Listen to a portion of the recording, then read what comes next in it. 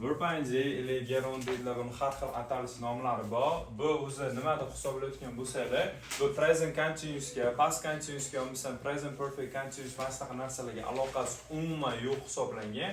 Verb ing ni o'zi alohida fe'l nomi deysizlar, o'shanga o'xshash narsa. Bu bizga asosiy beradigan vazifasi, mana bizning verbimiz bo'ladigan bo'lsa, o'shani noun shakliga o'tkazib qo'yadi. O'ziga ing olgan holda. Misol uchun aytaylik, oddiy noun bilan gap tuzaylik. I like apples. Nima degani? Menga olmalar yoqadi. To'g'rimi? Bu kelyapti-da. Mana bu noun menga yoqadi deyapmiz.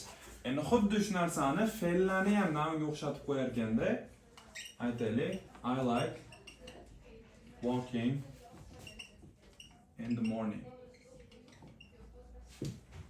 Menga yoqadi ertalablari piyoda yurish.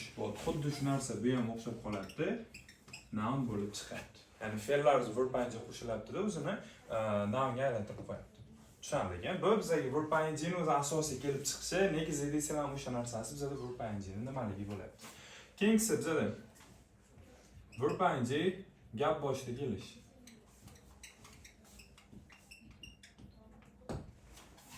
Hay, gap boshida ishlatadigan bo'lsa, misol uchun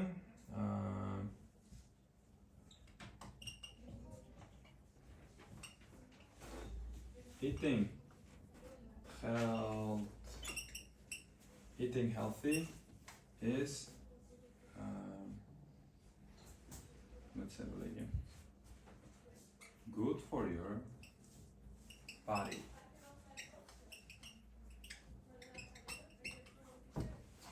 Eating healthy is good for your body. Nimaga? Sog'lom ovqatlanish sani tana uchun juda ham yaxshi narsa deyapmiz. Yana biror narsa aytaylik. Nima deymiz? Nima qilish bironta harakat aytaylik. Reading a book demaylik, misol uchun being productive and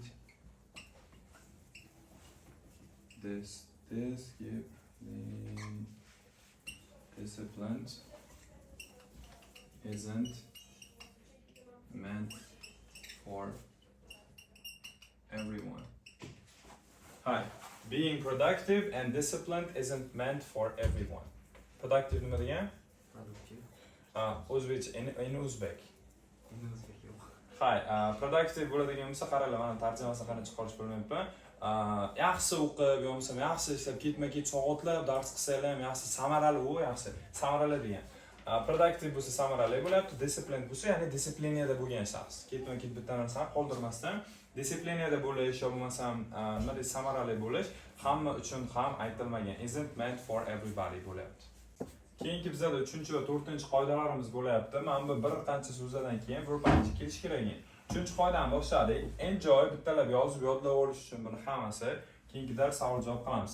Enjoy rohatlanish, don't mind qarshi bo'lmaslik, suggest taklif qilish, stop to'xtatish, recommend tavsiya qilish, avoid bitta narsadan chetda turish, o'sha narsani qilmaslik, imagine tasavvur qilib ko'rish, finish tugatish, consider nazarda bitta ko'rish, nazarga olib ko'rish, deny rad etish, risk tavakkal qilish, yo bo'lmasa bitta narsani xavf-xatarga qo'yish, admit tan olish, fancy juda ham yaxshi ko'rib bitta ishni qilish degani. Mana hamma so'zlarimizdan keyin bizga verb ing ishlatilar ekan.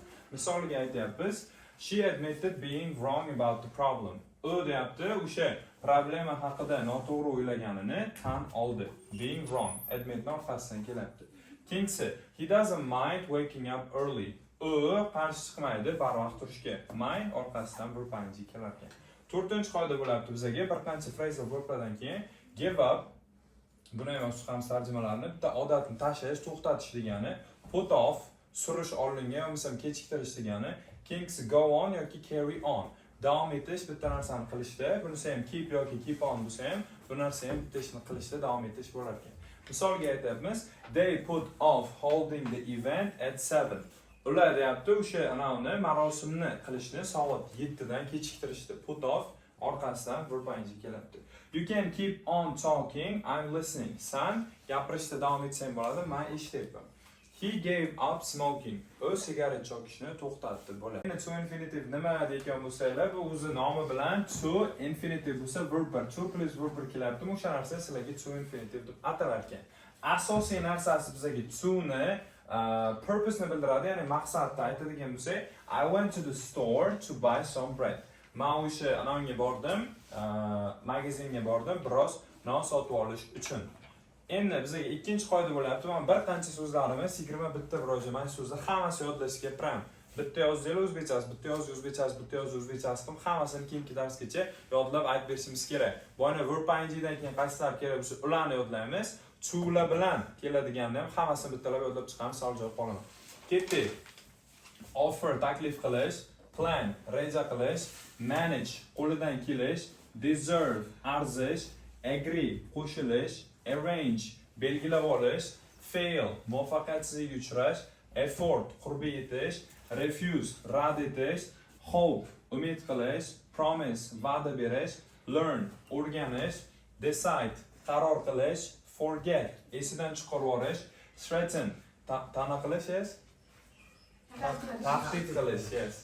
Tend moyilligi bo'lish, want xohlash, appear bek ko'rinish, seem tuyulish, pretend o'zini boshqacha tutish, claim bo'ladigan bo'lsa, bitta narsani to'g'ri deb aytish, yo bo'lmasam o'sha nima?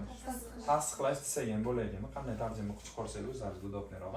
Shularning hammasidan keyin bizga endi to infinitive ishlatar ekanmiz. Misoliga qaraymiz. He appeared to be poor, so I assumed he wouldn't afford to buy a car. Birinchi bo'lib appeared to, keyingisi afford to shunaqa bo'lyapti. Tarjima qilsak, u kambag'aldek ko'rindi, shuning uchun ham men taxmin qildimki, u mashina sotib olishga qurbi yetmasligini. Afford to buy a car. Keyingisi, she pretends to be dumb, but she is secretly a genius. U deyapti, o'zini ahmoqdek tutadi, lekin u aslida sirli geniy deb aytyapti, ya'ni daho. Pretend to bilan kelyapti. 3 va 4, 5 qoidalar bo'lyapti. To bo'yicha birinchi dare chorlash, bitta narsani qilishga chorlash degan paytlaringiz dare orqasidan to kelar ekan. Aytaylik, I dare you to fight a bear. Men seni chorlayman, borib bitta ayiq bilan urushga. I dare to bilan kelyapti. Keyingisi, they were dare to swim in a lake while it's cold. Ular deyapti, chorlangan edilar, havo sovuq bo'lgan paytda ko'lga suzishdi. Keyingisi, men bu narsa kitobga berib qo'yibdi, daren't degan narsani bergan, lekin daren't degan narsa men o'zim ham ko'rmaganman, shaxsiy anondan kelib chiqib aytyapman. Qanaqadir manbalarda bo'lishi mumkin, lekin daren't unchalik ma'qul emas. Not to. Dare kimdir not to deb aytsalar yaxshiroq. I dare you not to skip school. Men seni chorlayman maktabni o'tkazolmaslik, ya'ni maktabdan qolmaslikka seni chorlayman deb aytsalar udobliroq yoki boshqa narsalarga dare not to ni setsalar yaxshiroq ekan. Keyingisi bizda 4-qoida bo'lyapti. Men bu fe'llarimiz kelgan paytda ask so'rash, know bilish, decide qaror qilish, forget unutish, remember eslash, learn o'rganish, explain tushuntirib berish, understand tushunish, wonder bilishni xohlash yoki qiziqish so'zlaridan keyin question words, ya'ni bizda so'roq almashlari kelib orqasidan to keladigan kelgan holatda keyin to kelar ekan. Aytaylik, can you explain how to play this game? Sen tushuntirib bera olasanmi, qanaqa qilib mana shu o'yinni o'ynashni?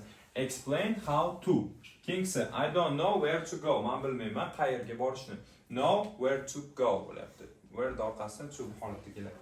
Keyingisi 5-qoidamiz bo'lyapti. Mana bu beshalasi ask, tell, show, advise, teach va hokazolar kelganda o'rtaga someone yoki somebody kelib bizda object pronounlar tushib qolar ekan va orqasidan bizda yana question wordlar what, how, when, how often, where la kelib yana orqasidan to kelar ekan. Aytaylik, he asked us when to come. U bizdan so'radi qachon kelishni. Bo'lyapti.